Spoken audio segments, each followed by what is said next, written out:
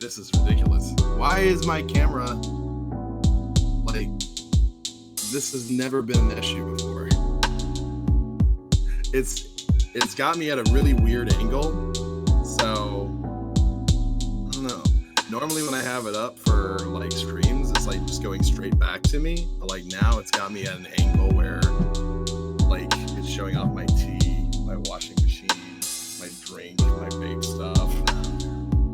And that just looks sloppy as hell.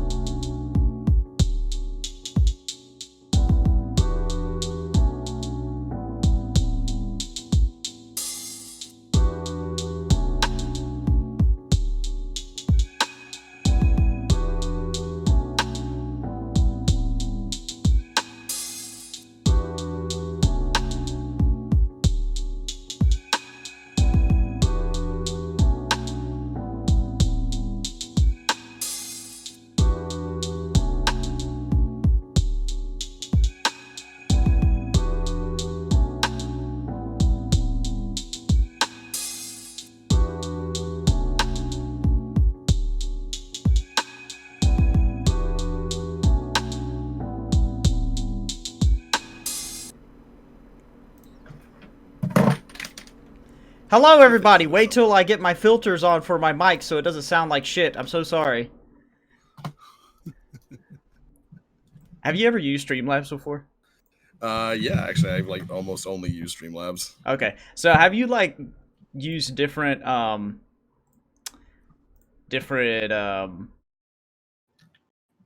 like accounts on there? Like you No, use. I haven't switched between accounts on it now, so. Okay, because that's my big issue. Because like I'll go on Twitch and do that, and then I'll do YouTube. And when you switch, it doesn't take over like your all your scenes and stuff that you worked on. Like you gotta install the overlay again, and then you gotta configure all your scenes and everything all over again from scratch. So it's very infuriating.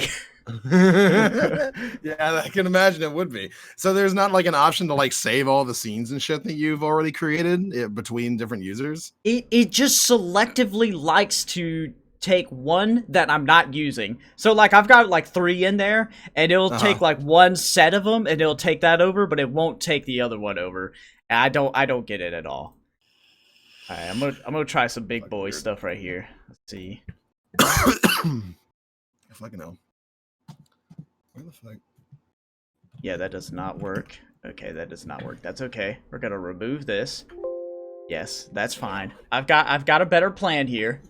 What I'm gonna do is I'm just gonna record my whole fucking second monitor, and then I'll have no choice but to put you there. Fair enough. Let's see. Display capture. Yeah, if anybody in chat would like to be an editor, Do a little bit of work for you. yeah. Pro bono, of course. Yeah. I mean, I can't promise that I'll even pay you, but you know. There, it works. I've got it. Hey. All you gotta do is full screen that, and then bam. Yeah, I think I did it. Does it show on screen? It's showing on my end. Indeed, it does. Awesome. All right. Awesome. Now we can do this legit. Hello, everybody. Welcome to the KLOUD9 podcast. I am your host, Mr. Flex. This is the wonderful Biglundi over here. He has a Twitch channel over on Biglundi. He does some cool stuff over there. He's a dungeon master guy. He's a gaming streamer, and he does commentary and interviews and all kinds of cool stuff. He also has a YouTube channel. He's just doing all kinds of stuff. So welcome to the show, my man. It's fucking awesome being here. That's a hell of a fucking intro, considering that I don't fucking upload any of my shit to YouTube because I'm lazy as shit. I get yelled at so much about that shit. Fucking goat/Falcon. He always gets on my ass. He's like, "Where the fuck are the interviews with Marbles and Flex? Why are they not uploaded? You son of a bitch."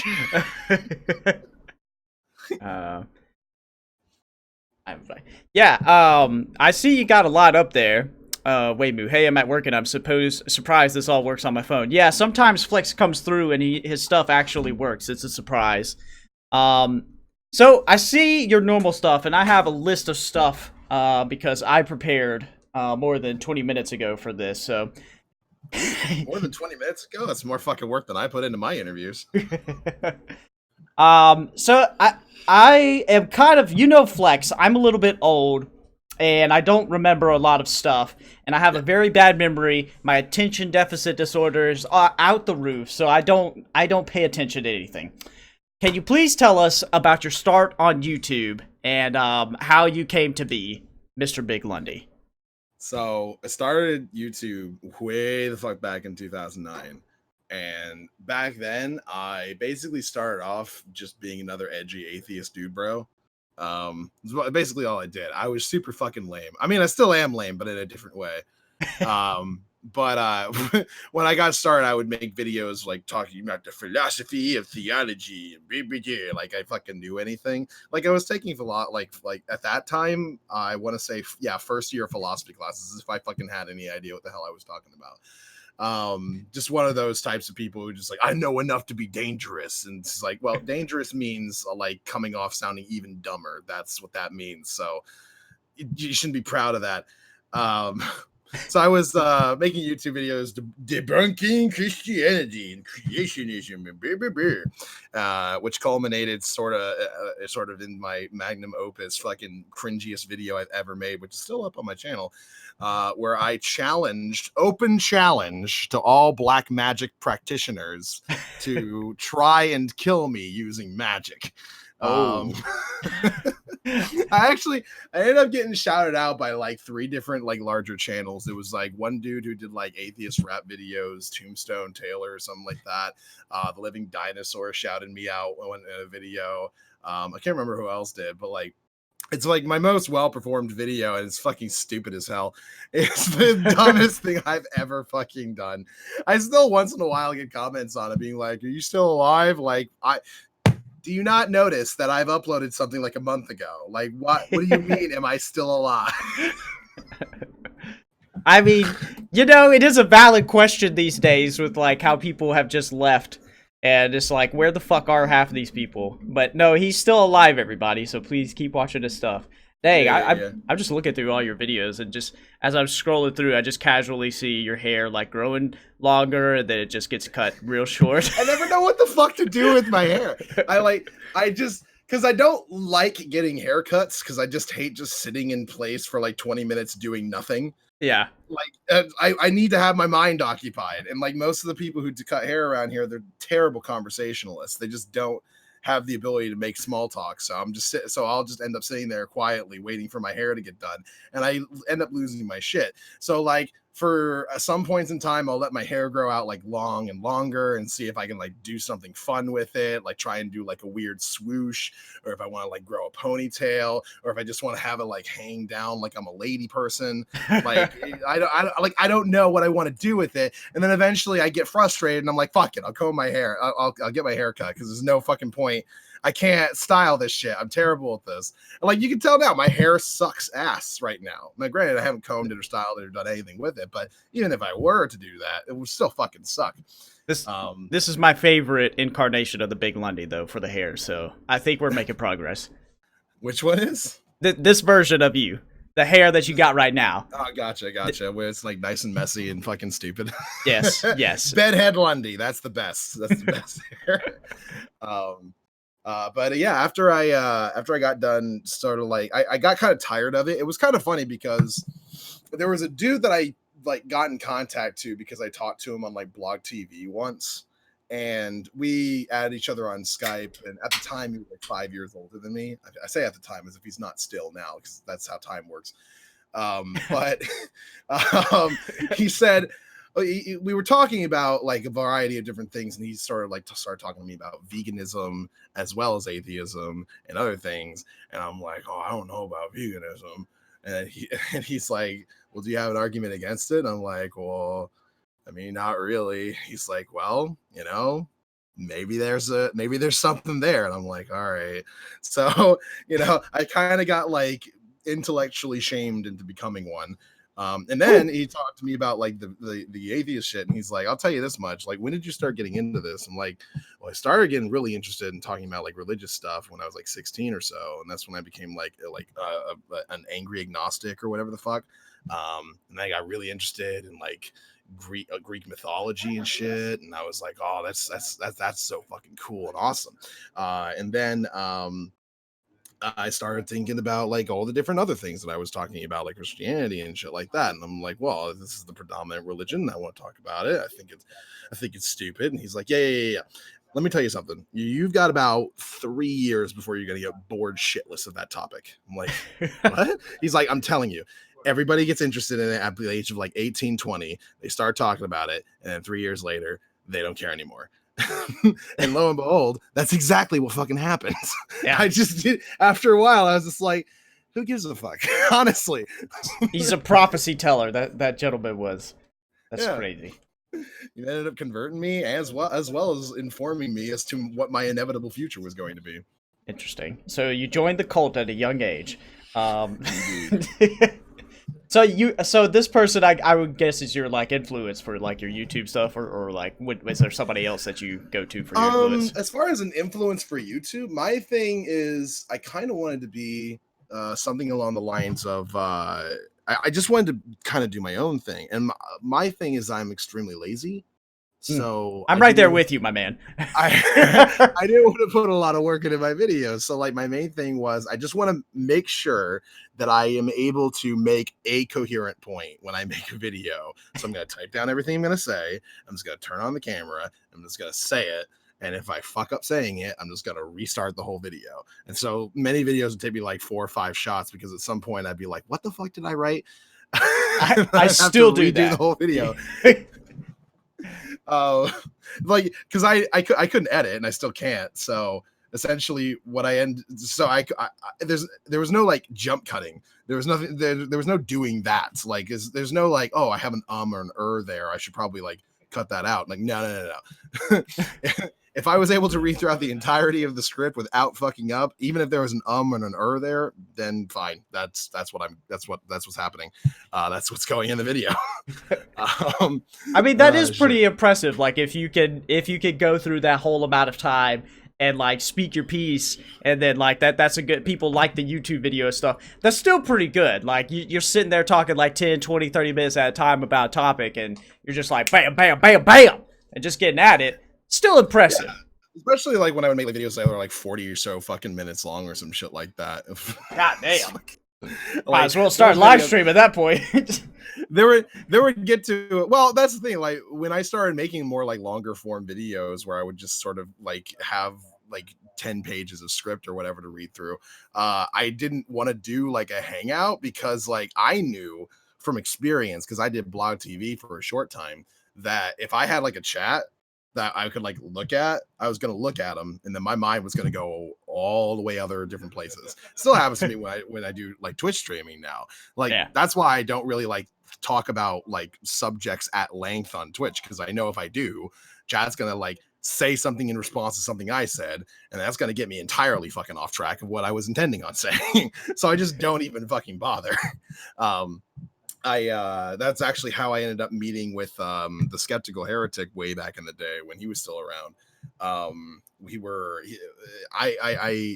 were talking about like a video he made about Sam Harris, and I was still a Sam Harris fan for a little while, up until about like 2012 or something like that. Maybe 2013. And I really liked this whole like, oh, morality is objective, blah blah blah. Like, I like that, but like, I hadn't actually read much on the subject. I only kind of had like a surface level understanding of it. I read a lot about it now, and that's kind of like one of the reasons why you sort of get away from Harris, because he has sort of like a surface level understanding of it too. So he doesn't really give you anything useful.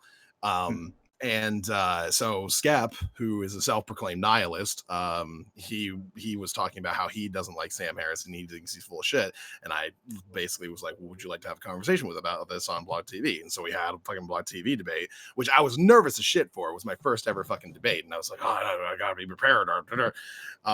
So I'm like writing notes and like reading through the book and that Sam fucking released and highlighting stuff like, oh, I should probably touch on that. I should probably touch on that. And then Skep just came like not prepared at all. He was just like, all right, we're gonna have a conversation, fucking talk. And I'm like, okay. And I was so fucking nervous, and I kept getting distracted by the chat. And Skep's like, listen, just imagine that all of the chat are just a bunch of monkeys typing just random shit. No one, like, there's nothing of value to be had there. Just focus on me. I'm like, okay.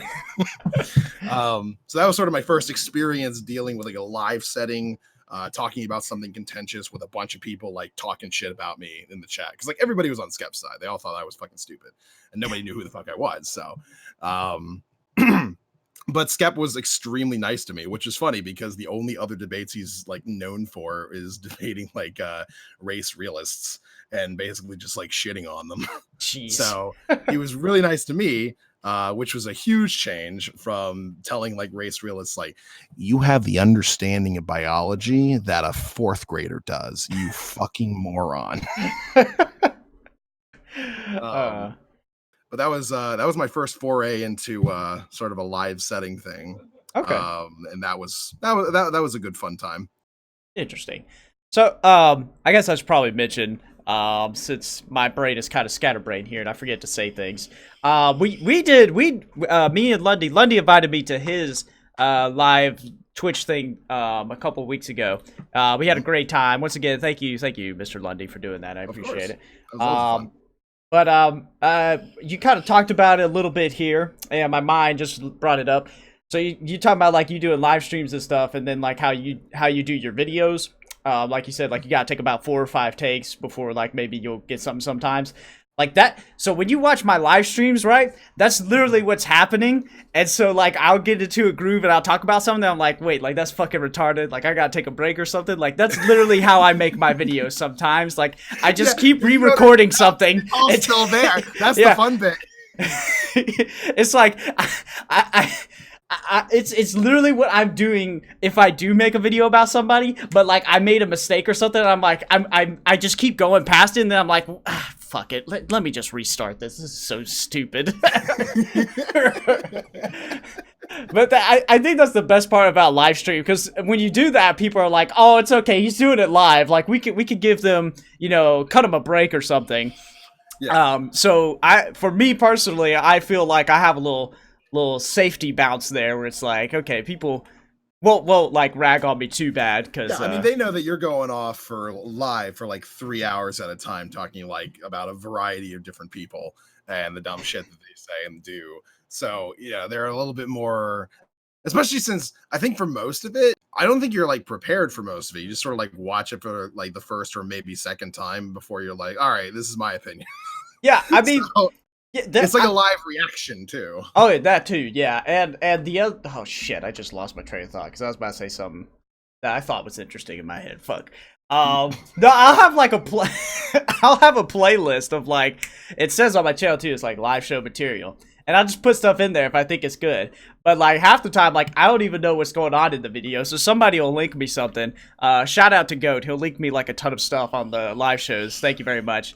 But half the time it's just like, this is kind of like not interesting. Oh, this is what I was going to say. So I generally, as a rule of thumb, if I am responding to a video, it's going to be like a pretty easy one where I can like just refute what they're saying in the video without having to actually do any research, because I'm lazy. I don't want to do that. And if I could just rebut you or refute what you're saying based on your video, damn, we're saving everybody time right there. So that's my idea of an optimal stream. Because like if you did have to do any sort of research, how fucking boring would it be if you're just like, wait a minute, I don't know anything about this. Hold on, guys, give me like 10 minutes to Google this shit. Yeah, I mean that like a great example, like this past live stream, I was playing this MRA's video, right? And they linked the article that they're responding to in the video. And they're talking about how people were doing government was doing experiments on the military with like mustard bomb gas and the effects that it has on soldiers. And so she was pissed because somebody that they interviewed was like, they already knew about the experiments, but now it came out that they were the experiments were done on minorities, because this was in like World War II era, so of course, like, you know, race relations, as I've been told, was not good during that time period. To say the least. To say the least. I'm pretty sure we had things were a little tense back in World War II. Right. So, like, they already responded to, like, the discovery that, holy shit, our government is a piece of shit, and they're doing experiments on, you know, our soldiers with, like, this dumb shit. That's crazy. But then it came out, like, you know, no, the white people were the control group. And the minorities were the ones like, all right, test the mustard gas on them, and let's compare it to what a normal person is. And they linked that in the fucking article, and the MRA person was just like, this, because the quote was like, wow, I knew, like, minorities just get taken advantage of, you know, everywhere, and this just proves that even the government did it. And she's pissed because that person said that and wasn't mad that all the men were getting tested on. Yeah, she didn't realize that the white person was the control group in the article that she linked and responded to. How are you so stupid? Like, MRAs are so fucking stupid. I mean, not being able to read is generally a common trait of them, so. Right. So, like, when I find it, it's like, okay, I got a good one here because I know they can't even read the stuff that they're responding to. So, makes it easy for me. Yeah, if all you have to do is, like, do a quick skim of an article in order to, like, tell them that they're being morons, it's literally what I did in the live stream. I just click in the description on the link. I scroll down, then I just highlight it real quick. Like, it took me 10 seconds to get to the portion. I'm like, are you fucking kidding me? You can't even do that. It was pathetic. I respect the fact that you just like look at everything and just try and find somebody just like fucking roast, because that's not something that I'm able to do. I get annoyed very easily by stupidity. So I mean, like, I get annoyed too. Like, that's why. Yeah, but we deal with it in different ways. Like, you deal with it by getting hype and being like, "Look at this fucking moron." Like, whereas I deal with it by being like, "I need to take a fucking second just give me a minute." Like, that's we have way different modes of dealing with annoyance. I see that, but you know, if you watch, because I rewatched it before I came back too. If you watch the last video before I left for like about those 2 years or so, it was kind of depressing to see. You could see it in my voice and like how I'm reacting to it. Like, I'm totally like out of energy. I'm just like, all right, guys, I don't know if I'm going to be making any videos anymore. And I didn't even realize like that I was going to stop it. And it's like, Jesus Christ, like this dude's depressed as hell. So like, yeah, I felt it too. Like after a while. I really needed that 2 years break. That's why, like, whenever somebody's like, "Oh, did you see what Sargon said?" I don't care. Yeah, I don't. Like, he's got to say something dumb. If I watch it, I'll get worked up about it. I'll be annoyed, and then I'll just be thinking about it for the rest of the day. It's gonna ruin my entire day. I don't want that shit. Yeah, they have like no responsibility for like any of their actions. So it's like, if like, let's say that person that I made, that MRA that I made the video on, like, so fucking stupid, right? And they just have to know that, like, yeah, I was wrong. They're just not going to acknowledge it and keep doing the same shit. And so you're just, like, talking into a vacuum at that point. That's, like, so frustrating for me when I used to make response videos. None of that's going to get through to them. But, that's, I mean, kind of the point of it is more just to address, like, them for the sake of the people who are, like, watching. Like, yeah. Like, I would characterize you mostly as like an entertainer, sort of like ranter / poners or whatever. And so like the point of your videos isn't to like educate the person you're responding to. The point of your videos is more to just like point and laugh at the stupid person, which, you know, that's fun. I can enjoy that, and I can enjoy taking part in that. I don't know if you know who Vosh is, I imagine. I don't know. It kind of sounds familiar, but I don't know. He's just like kind of like a big dude with a giant beard and like a ponytail who fucking talks about like leftism and shit. That doesn't narrow it down at all, my friend. That's true. He had a debate with a dude named iHypocrite recently, and iHypocrite's this like fucking skinny reed of a dude who like wears a hat with his fucking like screen name on it, like one of those dudes. Oh my god.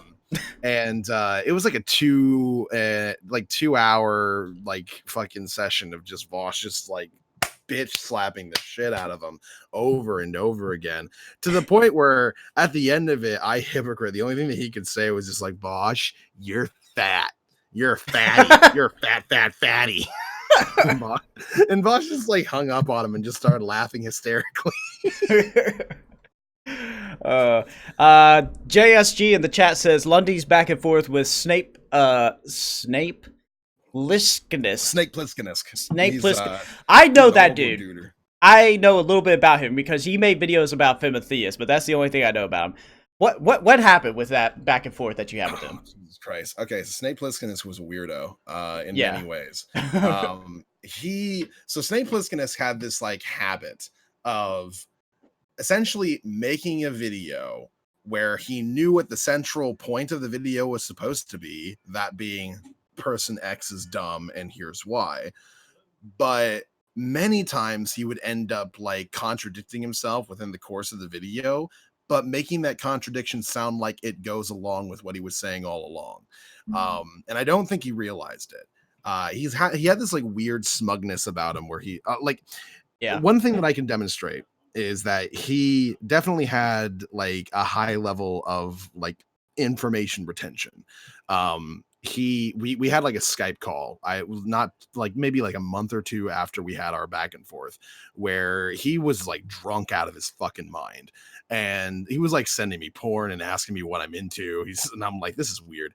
And then eventually just started going on a drunken rant. We just started like naming all the periodic elements in order. And I'm like, what are you doing? And he just named all of them, and he just like pointed at me. He's just like, your turn. I'm like, what? What do you mean my turn? He apparently came back a little while ago to basically just talk about how incredibly depressed he is. I think he does have like some like actual issues. And somebody like linked me his newest stuff on like a new channel that he made where he's just like, I haven't had a girlfriend. I don't have any friends. I never have any friends. Nobody cares about me. And I'm like, this is fucking depressing as shit. When he was originally doing Snake Plisskenus, it was basically just so that he could create sort of an identity of people for people to like. And so that's kind of like why he was doing this whole like smug, like I'm more intelligent than everybody else thing. And it's also why he had like the eye patch gimmick, which, I was kind of suspicious was fake from the start. But then like later on down the line, he's like, I fooled you all. I don't need an eye patch. And it's like, everyone kind of already knew, dude. You got us, buddy. you totally fucking got us. And I feel like the main reason why he did that whole thing in the first place was just so that a bunch of people would see him and think, oh, this guy's so intelligent, because he needed that ego to be fed. Sort of a similar thing with integral math from back in the day, if you remember that fucking weird fucker. I do not know who that is. He was the one who way back in the day, I want to say like 2014, 2015, got onto a hangout with Carl Sargon to discuss like events and like topics and shit. Like Sargon did like an interview with him, and they had a weird ass conversation where integral math was trying to talk about why he doesn't believe there should be an age of consent. And he's like, well, you gotta admit, right, that at some point there's going to be at least one kid who is under the age of consent at all times, no matter what age you put, that is capable mentally of consenting. And Sargon's like, yeah, I suppose you do have a point. There are some kids that you can fuck. It's really strange. Oh my god. It was a really odd like back and forth, and I think it's still circulating on like Twitter and shit. But he was sort of like the reason for that, and he sort of had a similar like way of going about things where he would just be incredibly smug about whatever topic he's talking about, regardless of what it was. It didn't have to do with math, which was like his main subject and what he studied. It could just have to do with like social issues or like things happening that he just has an opinion on, and he would talk about it as if he's some sort of fucking expert, which he doesn't know jack shit about anything. Yeah, that was the Justicar guy, Waymu. Okay. And he had a habit. That guy actually had a habit prior to making the Integral Math YouTube channel of like trolling around on blogs and just telling everybody that they're wrong about things and making like long form essays and comments, like trying to detail why people are stupid. That shit was really fucking weird. But yeah, Snake Plisskenus and we had a back and forth for a couple reasons. One of which was that he didn't understand what the to quoque fallacy is, which is a very simple thing. It's basically like doing something because somebody else does it does not make it a correct thing to do. And then there's also the quote ad hom fallacy, which is to say, if you do something that you think somebody else shouldn't do, that makes you a hypocrite, and therefore whatever you're talking about is wrong. Um, so both of those are like different fallacies that go in different ways, and he was kind of like mixing the two up. So I was having like a back and forth with him about that, which is super fucking lame. Like who cares? um, and then there was another one where this was the one that actually was more interesting, because I got into it with this like weird like fucking psychopath named Billsy Bob. And Billsy Bob back in the day was a dude who would make little weird cartoons where he would like trace people's faces and then like do like a cartoon of them like on a baby head or something like that. Ooh.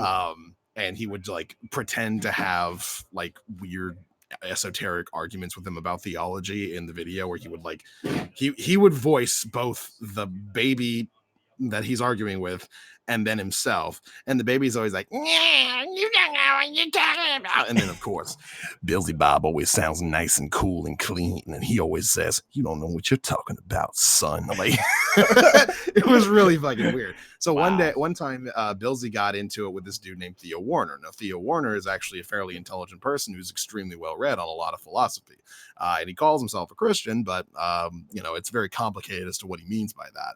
So Billsy made a video saying, hey, Theo Warner, you say you're a Christian, but if you're a Christian, then you have to be accepting of babies being murdered in the name of your God. It's like shit, like weird shit like that.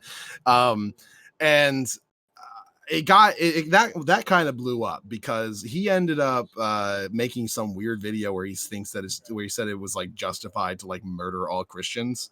Oh my And god. it was and we're like, fucking what? So like Rob Rith Rendell, Cardinal Virtues, when he was still around, he made a video responding to that. I made a video responding to that. And then we both had like live debates with him. And Theo Warner had one too, but it wasn't live. It was just recorded over Skype. And all of that got uploaded. And then Billsy Bob lost his shit and made like a weird hate website for us, which I think is still up. Where like we're all just caricatures of a wide variety, and like I think he characterized me as like the super dumb one of the group that goes, don't you know what you're talking about? And like I think Rith was like way fatter than he actually was. He sounded a lot like this, like he was a fucking pig. So like he was doing everything that he could to just make this weird hate website like dedicated to how much he hates us. And during that time, Snake Plisskenus copped in. He was like, hey, Lundy, I think you lost your debate to Billsy Bob. And he decided to like insert himself into it for some reason. So we ended up having a back and forth about that shit. And while the subject that we were talking about wasn't interesting, the reason why we were having that that back and forth was way more interesting, because Billsy was a fucking crazy person, and he's still around somewhere. In fact, I think he's still around right now, and I think he believes that his original account got taken down by me, and I didn't even know that he couldn't get into. He originally thought that I took down his original account, but then he realized that it was just that he didn't remember what his password was and didn't write it down. And then he made another channel not that long ago, actually, where he started re-uploading all of these videos back and forth that he had with me, Rob, and Theo, where we were joking around about him killing himself in comment sections. Wow. And he was like, look at these fucking psychopaths. And it's like, you're the one that said we should kill all Christians, my man. We're just bantering. Yeah. Sounds like a bunch of crazy people. That was fucking nutty. That whole fucking experience was fucking weird. That snake, God, I can't say his name. Snake Sclopus, however you say his name. Like, the only interactions I've ever had with him, like, he seemed like he enjoyed whatever drama was going on. Was kind of like what I got from his little persona that he had. A little bit, yeah. He kind of liked inserting himself into whatever drama was going on to like come out and give some sort of like third perspective that he thought was incredibly like insightful. Yeah. That's YouTube for you. um, Oh fuck. well, I kind of wanted to go over something real quick. I don't mean to go off the rails to something completely different here, but I All good. did want to talk about something real quick. I guess about your beginnings on Twitch. When you started over there as opposed to YouTube. Why the fuck aren't you doing live shows on YouTube? So I'm not doing live shows on YouTube for one, because the Google Hangouts feature got deleted, which is that was kind of like the main way in which I knew how to stream to YouTube. I know that you can do it through like Streamlabs and shit, but like it's something that I'm not really interested in doing, for one, because what I stream is so like incredibly different from what I used to upload that I don't think most of my subs that I had back in the day would like identify with it or understand or like want to see it or anything like that. Well, But fuck like your subs. what what I do on Twitch is like substantially different from what I used to do. Like I still do commentary stuff and I still do talk about the same topics every once in a while, but for the most part, I more enjoy just kind of being chill, just like playing the games I like to play, demonstrating like my ability to like do different voices, doing like Dungeons and Dragons and shit like that. Just having nice little conversations with people. I don't do what I used to do. Um, so I think that the difference in content was sort of one thing that I wanted to get away from, as far as YouTube was concerned. Now Twitch was easier for me to get started on because I ended up getting hired to DM for a bunch of like fairly large streamers. Trihex, Hasanabi, Mr. Mutin, At Will Neff, and Heart Dan. I did like a game with them for a little while. That only lasted about like 7 or 8 episodes or so.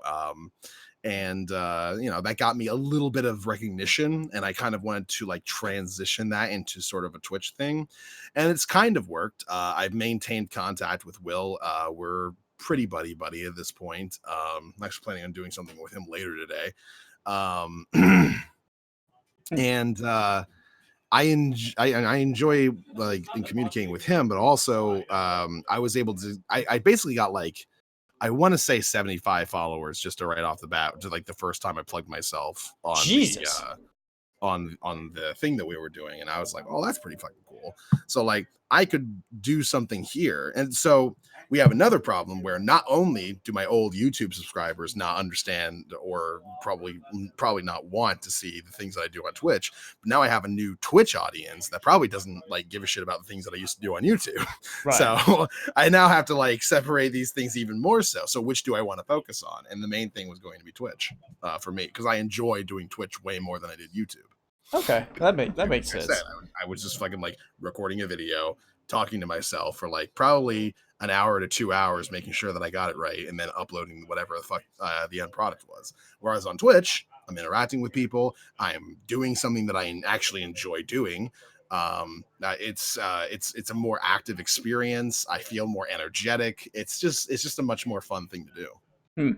Goat says you got a lot of those followers by playing Doom. Um, I have 202 followers now, 203. And I started off with like 70 some followers from doing the thing with Hasanabi and them, and then I got like another 30 playing Doom. oh wow. Because there's a lot of Doom enthusiasts out there apparently. And they were like looking for other people who played like the original Doom games and shit like that. And that was something that I was suggested to do. So I did. I think that's actually the first thing that I did. No, the first thing I did was Sekiro. I played through that, and I tried to do like a no boss death run, but like I ended up failing at the end. And then after that, I think I did Dark Souls 2, and then I transitioned The into best Doom Dark from Souls. there.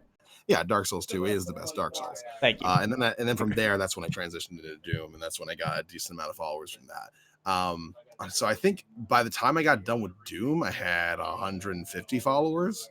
So I was doing pretty okay, and I've only been streaming for, I want to say, 2 months, 2.5 months, something like that.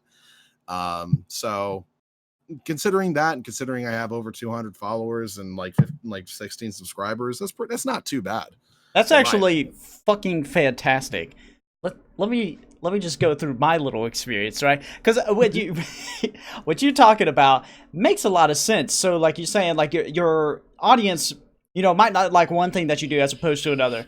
I did that a few times on YouTube. Actually, even before I left, I wanted to transform over to get like a gaming channel, and that just fucking was stupid. So I did not pursue that anymore for like probably a week. Then I tried when I left during the 2 or 3 years I was gone there, I did try like on a totally different account that like nobody knowed of, just starting from scratch, tried to do Twitch. Spent like 8 months working on that. I got 32 followers, which was just garbage. Yeah. So depressing, very depressing. And then I went over to Mixer, right? Because I was like, it's an up and coming thing, and I like the smaller sites. Because you can kind of screw around and you could get noticed more easily, and it's kind of funny. So I thought like maybe I could do something there.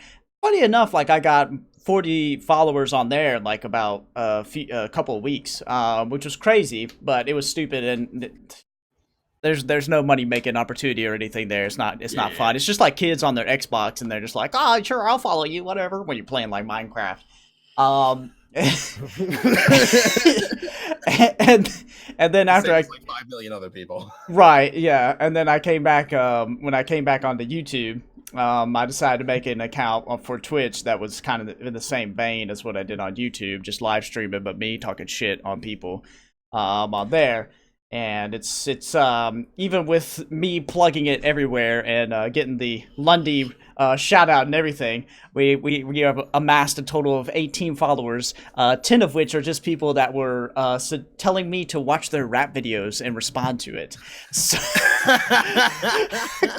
so we.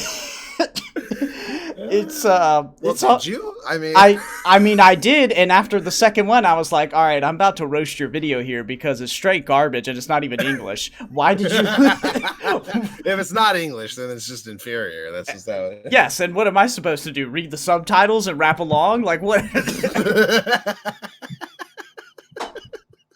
It's an interesting marketing scheme, I guess you could say.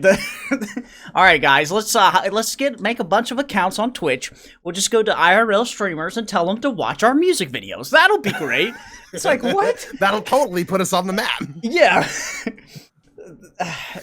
But I mean, like the fact that you've done so well, that's a really good thing, and I'm happy for you that you are doing really well, because as we could attest to my experience, and I felt like I would be a pretty good, person on a live streaming service, as I did live streaming for a good while on YouTube, and that's all I did. Your boy Flex was hurting, so yeah. I gotta commend you for your stuff. I mean, honestly, there's just so much about Twitch when it comes to like gaining an audience, and only like 20% of it has to do with actually having like a quality Twitch channel. Like so much of it is just about like just knowing people, just getting favors of people like hosting you and shit like that, having people who are like bigger than you on Twitch to come over and like give you a little bit of an audience or something like that. A lot of it has to do with there's also knowing where your audience is viewing from. For instance, I have a lot of European viewers, so if I stream at like 6 p.m, I'm going to be at like my not peak hours. There's all like, not just because I'm competing with a lot of other people who are sort of streaming prime time, but also because my European viewers are like getting ready to fucking go to bed, because it's like fucking 11, 12 at night for them. So they're not going to be watching me. So there's that. So you need to get shout outs. You need to fucking just know people who are more popular, who are willing to like host you and shit like that.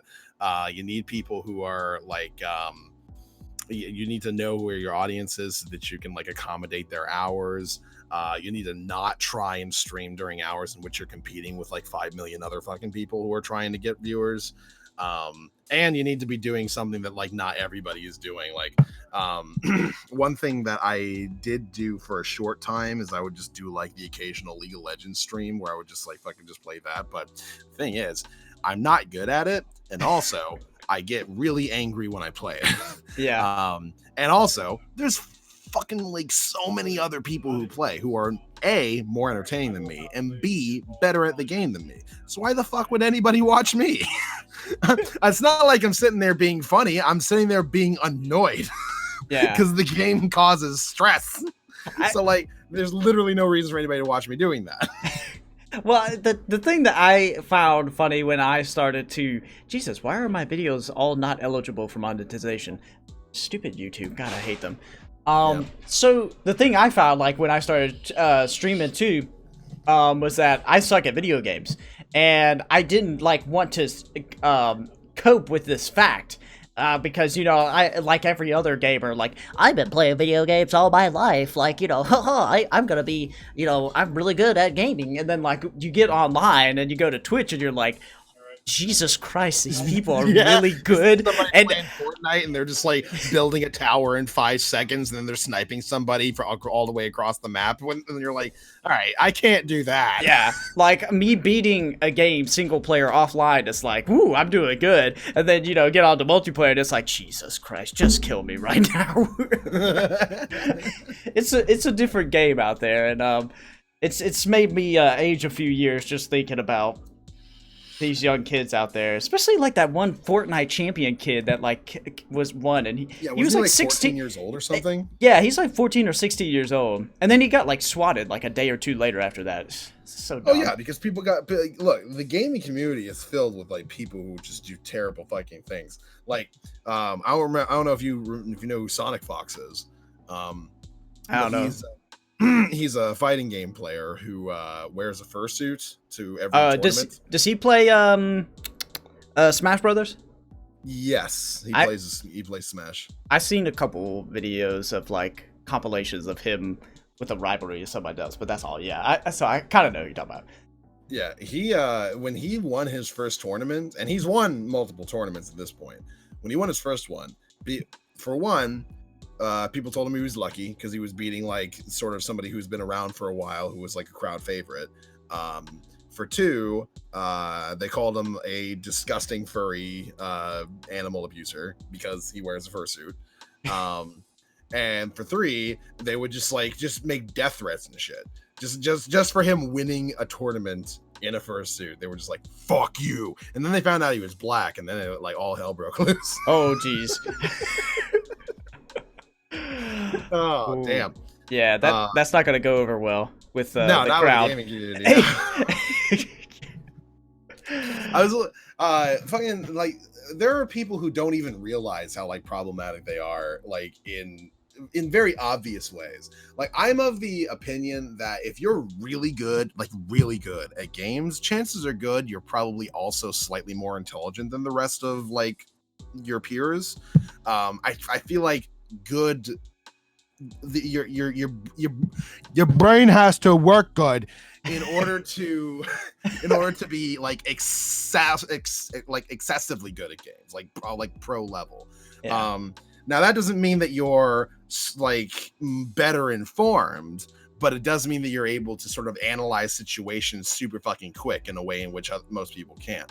Because you can still be a fucking dumbass who has like a high level of information retention. But I think on average, if you're a pro gamer, you're probably a little bit more intelligent than people. But saying that, there's one pro gamer streamer that I follow named I Will Dominate. He's a league streamer. He's been doing leagues since like 2010 or whatever, like the year it got started. He was on a pro team for like 4 years, and then he decided to retire, just do the streaming thing. And he started off doing really well for himself, because since he was on a pro team and he was already streaming while he was on the pro team, he got a lot of viewers just being like, oh, pro gamer, fucking awesome. And he has like this reputation for being like a huge flamer in games, where he just like makes fun of people's like families and shit. You know, it's all just banter and shit. But like, he would do something like, you know, he's playing in a lane, and then he gets 2v1'd by somebody just like roaming up and like killing him, and he'll just be like, actual fucking virgins. And like, he was talking about the fact that like for the past like 6 years of his life, he's just exclusively been living with his girlfriends. And I thought, like, oh, by the way, do you not think that it's kind of weird how society kind of like treats masculinity in a way in which, like, if you don't get laid a lot, then you're not like a real man, as like a donation message? Because I like keeping a conversation going. And he's like, I don't do that.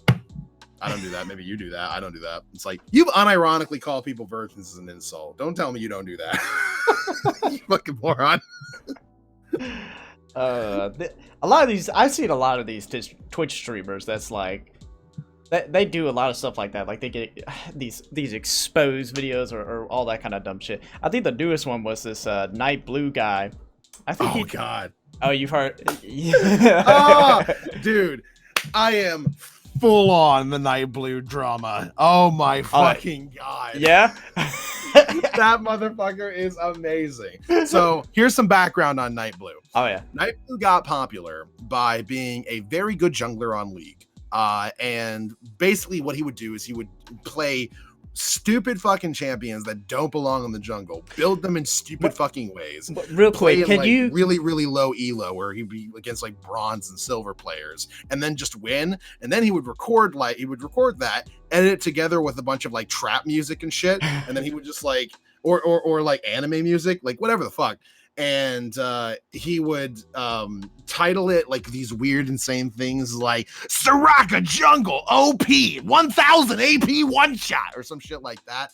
It wouldn't make any fucking sense with the video, but it would get a bunch of people views. It would get him like a bunch of views. So he averages like at least 1 million views per video. He's a big fucking YouTuber.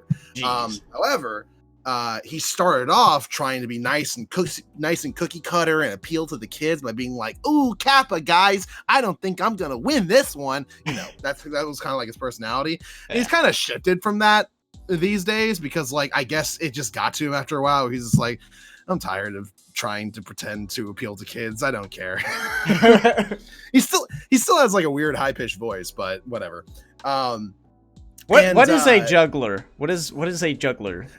So in League, there's 5 roles. There's a top laner, which self-explanatory. You're in the top lane because there's 3 lanes: a top lane, a mid lane, and a bot lane.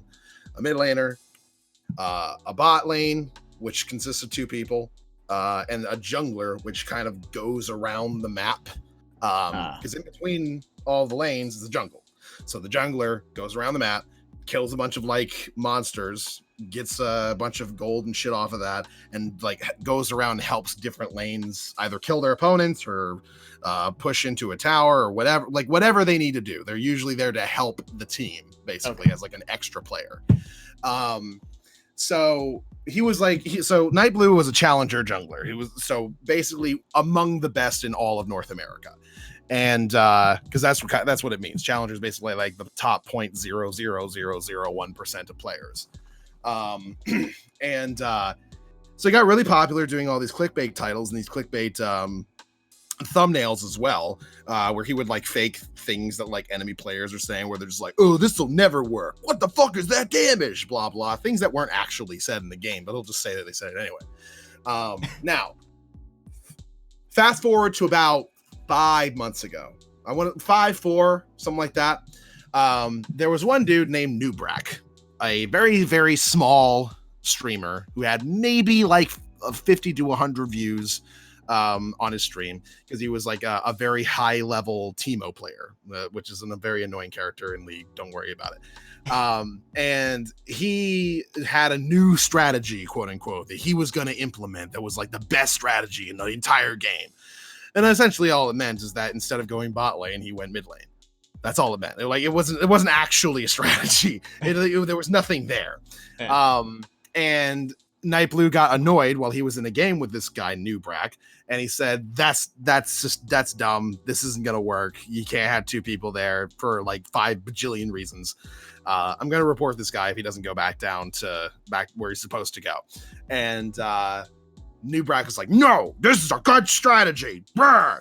So Night Blue got him banned from the game, not on Twitch, but from League. So Nubrak spent the next like 5 days just stewing and being super angry about it, and like watching Night Blue stream while he's streaming, just being like, "Look at this son of a bitch!" And Nubrak's a goofy looking motherfucker. He's like completely bald. He's got like a weird fucking like peanut face.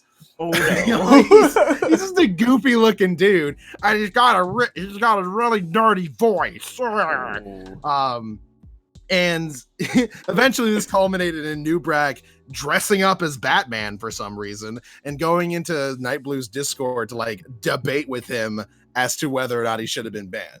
It was really fucking weird. And like people were basically like, all right, Night Blue kind of like abused his power in banning him, because if you're like a high level Twitch streamer, then you have like extra authority to get people banned from games that you play. That's messed up. Well, it kind of is, but kind of isn't. Like looking at it from the position of the high level Twitch streamers, like I Will Dominate, for instance. He has a lot of people who just fucking hate him. They just fucking hate him. And what happens is he'll get in a game with them, and then they'll just intentionally fuck off in the game, and just they'll lose intentionally. They'll just run into like bad situations and just die without doing anything, and just essentially be useless and make sure that he doesn't get to win his game. And he gets really fucking annoyed by this shit. And the thing is, that doesn't happen to normal players. Like it's just not a thing. When you're a high level streamer though, and everybody knows who you are, not only can they watch your stream to make sure that they queue up the same time that you do, so to increase their chances of getting into that game, but then they know if they're in the game with you because they're watching your stream and they know who's on your team. So they're like, cool, I'm gonna fucking fuck this guy's game up. And it's a miserable experience when you're like a high level streamer. So what Riot did is they gave like the very high level streamers, people who had like 3,000 views up on average on Twitch, and they're like, you guys get to be a part of a new program where we will listen to you prioritatively over everybody else in terms of reporting people, because we know you guys get harassed a lot. And they're like, cool. And Night Blue started abusing the shit out of this. So Riot was like, we got to stop doing this because we're getting a lot of hate, because a lot of people are getting banned over kind of debatable reasons. So Night Blue fucked it up for everybody. Now all the high level streamers are pissed off at Night Blue for fucking it up for everybody. Now this goes into the current drama with Night Blue. Night Blue has a very long history of copyright striking. People who make videos about him using any clips from his streams. If it is something that he recorded and you're using it in your video, regardless of the reason you're using it, regardless of whether or not you're using it for commentary or using it for like a punchline or something like that, whatever the reason, he will copyright strike that shit immediately. Now, it's fair use more often than not. So how does he get away with this? Well, the way he gets away with this is that YouTube does not review a video for copyright strike claims until 30 days after the claim. So what Night Blue does is he puts in the copyright strike, forces YouTube to remove the video, and then after 29 days, removes the copyright claim, and then resets it by putting the copyright claim in again, essentially indefinitely keeping the video from ever being on YouTube. Dang. Fuck it, it's such a scumbag fucking thing where he's like, I know I'll lose this case, but I don't care. Fuck you. How does YouTube like say like, oh, this person like continually flags like this same video, but then removes it? Like what? Like after your first time, shouldn't you like not be able to do it again on that same video? You would think so, but then again, YouTube is fucking incompetent. Like we've all known this for years. Yeah, because I kind of seen the newest thing that happened, which was with this taco guy. I think he posted something on Reddit, and I saw it off there, and I saw the videos. But basically, like this taco dude, like was just showing his stream, like I think it was probably like at most like 1 minute total throughout the whole video, of like this. I don't know how long it was, but it felt like it was 20 minutes or something. So it was like a 14-minute video, and of it, like a minute of it was Night Blue stream, just like little clips here and there. Yeah. And, like, he wasn't taking him out of context or anything like that. And it wasn't even like he was, like, making fun of him or anything. He was just, like, showing him and then, like, you know, just doing his own thing. Like, this Night Blue guy was mad that this taco guy was using this specific character, it seemed like. This Jin guy or something. And so, like, from that point forward, I was just like, wow, this Night Blue guy's kind of like a dork. Like, why is he so mad that somebody's using a character in the game? It's whatever, but... and then he goes on to copyright strike the video multiple times. Well, then Taco was just like, all right, fine, I'll remove every footage of you, and I'll just like keep the same thing, but I'll just voice it and put some stupid MS Paint image of you on there instead of your face. Yeah, he got around it by taking out all of Night Blue's stuff and just replacing it with his own shit where he's pretending to be Night Blue. It's so fucking genius. I love it. Because here's the thing, it makes Night Blue look dumber than the original video did. Yeah. And Night Blue can't do anything about it because he doesn't have any of his clips in there. It makes him look real bad, and then like he can't do anything now. And I think the funniest thing is that I'm trying to look at, oh, here it is right here, the title that this taco guy has it as, because this is like the third time he's uploaded this video. Yeah. It says Night Blue 3 tried to copyright strike this video. Gen Top, except he can't copyright it, strike it this time. Here's the thing. Night Blue originally copyright striked it because he claimed, and again, he knows full well that this falls under fair use and it wouldn't fucking work. So he said, the reason I copyright striked it is because I'm butthurt. And he actually like he didn't say that exactly, but he said it on Twitter. He said he was on Twitter and he's like, the reason I copyright strike the video is because, for one, it has a clickbait title that makes me look more petty than I am, and it also a thumbnail that has me typing something that I never typed, even though it is something that he did say out loud. Yeah. And the thing is like, at no point in the video when he was like, I'm gonna get this Jin guy banned by my Riot friend, which is like a joke that Night Blue does, where he's like, I know someone in Riot, my dad works at Riot, blah blah, or some shit like that. It's one of those dumb jokes. And most people understand it's a joke. Yeah, he has gotten a little ban happy before, but like people understand a joke when they fucking hear one. Right. And Night Blue said, at no point in the video did he indicate that he understood or indicate to anybody else that it was a joke. So now it looks like I was being serious when I said I was going to get him banned. It's like, yeah, all right, well, maybe how you presented yourself made it look that way. Like he didn't alter the footage really; he just displayed it. Yeah, like fucking. Goat says to check your DMs on Discord as well. Yeah. I'm looking at it. Fucking Goat got fucking wave pad working. Awesome. Yeah, Night Blue ended up coming out looking super bad in this fucking situation. Yeah. Anybody who's done any sort of like a public relations like classes in any way whatsoever knows that one of the first things that you do when a drama like this comes up, or when somebody starts to just like talk shit about you, but like they're not saying you've done anything illegal or anything like particularly like bad or something that's going to get you arrested. If they're just talking shit about you, the big thing you're supposed to do as a big person is ignore it. Yeah. Make it go away by just not addressing it, because Taco has like 60K subscribers, something like that. Night Blue has 2 million. Yeah. So all he is doing by addressing it is sending people Taco's way. Oh, and yeah. that was one of his main complaints. The Taco was using him to get views. Like, well, now he's definitely gonna get them. You fucking idiot. As of right now, he has about 200,000 videos. Excuse me, videos. Jeez. He has 200,000 views on that video, and like you said, he has 64,000 subscribers, and it was only uploaded 2 days ago. So yeah, and as I said before, this is the third video of this. This is the third time he's getting those views. So it's pretty bad. it's a pretty bad look for Night Blue. Yeah. So like the difference here between the new Brack situation and the Taco situation is that Taco's a pretty chill dude. We don't know what he looks like, but he's pretty calm and collected about how he addresses the whole thing. He's like, listen, dude, if you really wanted me to remove the clips, you should have just told me through like a DM or something. I would have been more than fucking willing. It wouldn't have been a problem. Night Blue's like, don't you fucking lie to me. You would never fucking remove the clips. You're trying to use me to gain clout. Fuck you. Like, he's just losing his fucking mind on this dude who's being super chill. Whereas in the new Brack situation, new Brack, again, had a peanut face, was super bald, and spent like days just being pissed off as fuck, and dressed up in a Batman costume to have a debate on Discord. So like, no one gave a shit about new Brack. Right. It was hard to sympathize with that fucking weirdo.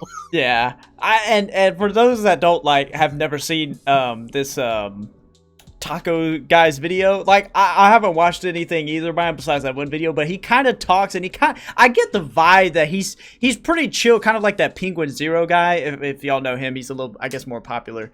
But he has like that same kind of really chill voice and vibe going to him, so it looks really bad when like Blue Watch or whatever his fucking name is, starts getting getting all fucking heated. Yeah, just really butthurt. It just looks real bad.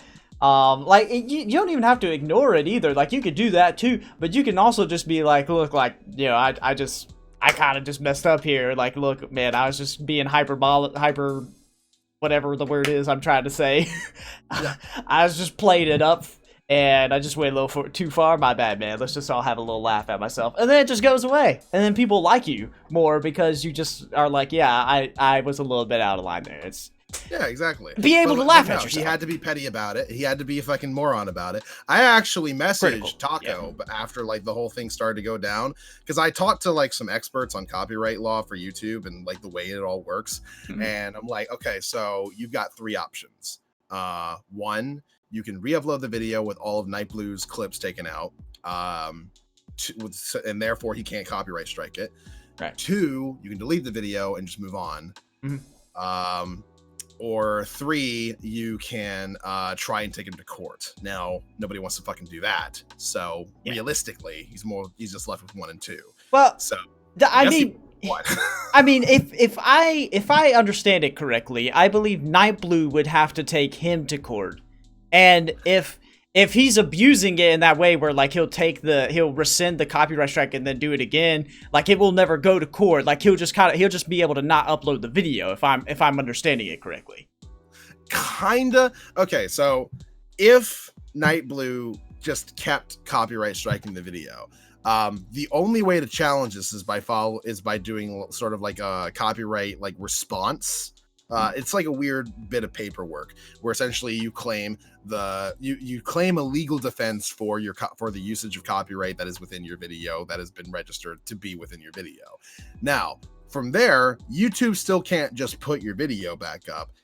Instead, what they do is they try to mediate between the 2 content creators and try and like make it so that there's an agreement.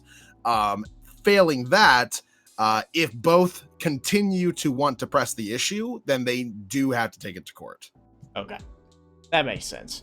Now, 2 things I wanted to say about the copyright thing is I find it weird that like this guy, Night Blue, is gonna claim that somebody is using his copyright when I don't know if we've even gotten to that point yet where he technically has the copyright for his video, as he's using this League of Legends gameplay video, which is using it in fair use, but I don't know if he's even in the court of law. Has it even been recognized as his copyright yet, as his copyrighted work? His stream is, yes. Him recording himself on Twitch has like a special rule that anything that you record on Twitch is your copyright, unless you are recording somebody else's work, which is why Twitch has a rule against watching other people's streams on your stream, because it's sort of like intermingling copyrights. The basic way that it works is if you have any sort of representation whatsoever, you can even represent yourself slightly. Twitch has given you the copyright of any stream that you make. So if anybody takes a clip from one of your streams and puts them into anything, then that technically is your copyright in there. Now, obviously, it can be used fairly under the fair use clause and shit like that. But the fact of the matter is that content is your copyright. Even if you're like playing a game, even if you're not even showing your face and it's literally just gameplay, it's yours, essentially. Interesting. That is some crazy shit. Because this all reminds me of when DSP Gaming had that huge meltdown. You gotta know where I'm going, I guess. Oh, I love Dark Side Phil, man. He had that huge meltdown, and I don't know if it was on Twitter or YouTube or both of them, where he was like, my stuff, I purchased the video game with my $60, and therefore I have purchased the ingredients to use in my video, so it is now my work of art, and I have copyright over it. And it's like, no, that's, first off, that's not how it works. Secondly, I really would like it if you don't represent us, because if you go to court, like Darkside Phil, he's the worst, like when this was going on. He's going to be the worst person to have up there, because he's not even going to get a lawyer. He's going to represent himself. He's going to be wearing one of those fucking bow ties that spins around when you tap on it. He's going to have like a plaid suit where he's going to be in court going, well, Your Honor, like, all I'm saying is if I bought the game, this court system is bugged. This judge, you're bugged. The controls aren't working with my lawyer. This court, like, who did From Software produce this court? Because I can't get a good camera angle. Everyone's gonna be looking at him like, what the fuck is this? and I don't know how long ago it was, but there was a time where like people were kind of worried. I think it might have happened with H32, and I think it was about the fair use stuff, and one of them went to court about it. I think it was H3 because he won, or it was somebody like him. But DSP was like on the course of like it mingled in there a little bit, I guess, where like he was making his videos like, oh, you know, this is fair use, I own copyright and all that. And the whole thing with him is like, please God, don't let him go, because he doesn't edit his videos. And with the fair use and how they grade things, I would say he falls within it, but it's going to be real close if he goes to court with his videos, because he literally just turns the camcorder on. He's about as lazy as me. Turns the camcorder on, faces the TV, and he's like, all right, I'm going to play the game now. Plays the whole thing, doesn't edit anything, and it's like, oh, I don't know if this is transformative or like any of the other things that fair use has to have. So, I mean, he worries me a little bit, but thank God we kind of got past that point now. Yeah, I mean, most game companies understand that if people are streaming their gameplay of playing your game, that's just good publicity for them. It's something that they don't have to pay for. It's something they made money off of. So they just at this point, I think even Nintendo decided they just don't give a shit anymore. Yeah, their stuff made me mad because they, at one point, they had their whole different system where they're like, well, we'll take a chunk of it, we'll give you like half or some weird agreement like that. Yeah. And you had to do this. Oh, this is what I remember about it, because it was specifically on YouTube. You had to be a part of their program to do it, and like they had to like be okay with you doing it. So like some of the people that were like cursing in their videos or something like that with like these younger type games, they had a little bit of an issue with some of them, and I remember that, and I was like, that's really crap. Like, I don't like that. But it makes sense for them because like it's like their image and stuff, you know, like they wouldn't. Yeah, and Nintendo kind of had a big fucking like marketing thing where they tried to make sure that they were as family friendly as possible, so they didn't want somebody playing one of their games and being like, fuck, god damn it, shit, penis. They didn't want any of that. If they didn't want that, they shouldn't have made Mario Maker. True. Which I guess is one of the reasons. I mean, to be fair, there's a dude, Trihex. He gets like, I want to say like 8-9K views concurrently on his fucking Twitch stream, and he almost exclusively plays Mario Maker. So they're like, with that sort of shit, like Nintendo can't afford to just be like, no more of this, because that dude's definitely making them money. Yeah, just by showing off to like that many fucking people. So most companies are more than willing to work with streamers and YouTube content creators and stuff like that to promote their products if they're willing to. They might get a little butthurt if you end up playing a product and you're like, I don't like this. This isn't fun. This is stupid or something like that. But like, chances are good if that's the case, you're probably not going to play it all that much. So it's not even really going to be an issue. You'll have like one stream where you play it and you're like, this ain't for me, and then you just stop playing it. Like it's all it is. So companies don't give a shit because it's not like you're doing that much to hurt them.